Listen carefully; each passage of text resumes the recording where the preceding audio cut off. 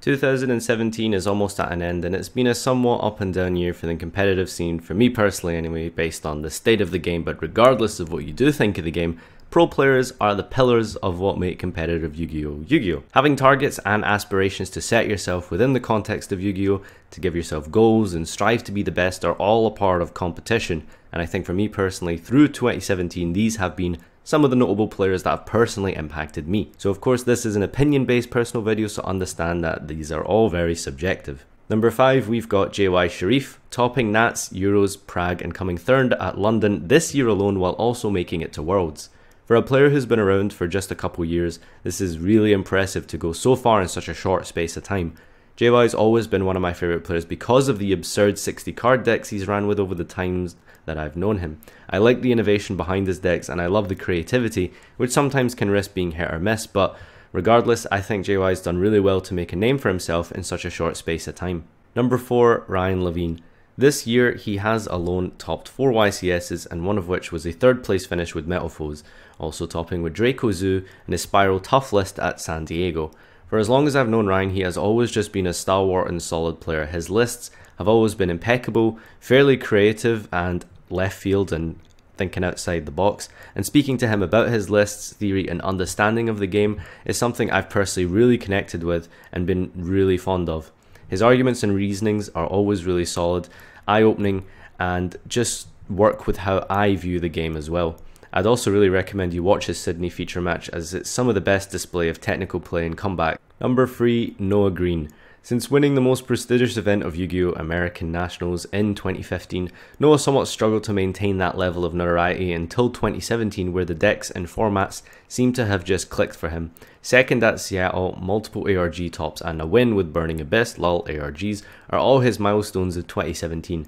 What makes Noah one of my favourites of 2017 obviously has nothing to do with Burning Abyss, but how far he's come in 2017 since a bit of a drought, and his understanding and theory of the game. I don't think I've really identified with someone's perceptions of Yu-Gi-Oh! As much as I have with Noah's, and he's always been willing to help out, give advice, and talk about Yu-Gi-Oh! In all its capacities. Number 2, Marcelo Barbary. I think you'd be hard pressed to find a better word to describe Marcelo's season other than on fire. 7 premier events on the trot, which is madness in and of itself, but making it to Worlds through both avenues in a single season is absurd. First place Euros, first place through the Italian rankings, 2 YCS tops, and a top 4 finish is just an unreal season. Although I haven't been a fan of some of his lists, there's really no question on the amount of skill and mechanical ability required to perform at the level he has just for this year. Number 1, perhaps without much of a surprise, Joshua Schmidt. First place Prague, top 4 Prague, 3rd at Rimini, and top 16 at Nats. 3 finishes within top 4 is unreal consistency in player performance, and with a dash of world attendance as well in there, it's just crazy. You'd be lying to say you've seen Joshua Schmidt misplay in any of his feature matches, and they are just all instant classics, notoriously of all his Belly Break series. The level of finesse in watching someone like Josh play Yu-Gi-Oh! Is really unrivaled. Josh's deck building is simply the greatest the community has ever seen, and I say that with serious conviction. From his Pendulum list in 2016 to the meme 60 card Frog list this year, and even pure Draco, Josh has always been one to innovate and be creative. He's never been afraid to go against the grain and make these unconventional meta calls, and to build his very own builds from the ground up. That's my top 5 of 2017. It must be said, of course, with an honourable mention, there is Duncan Harbison.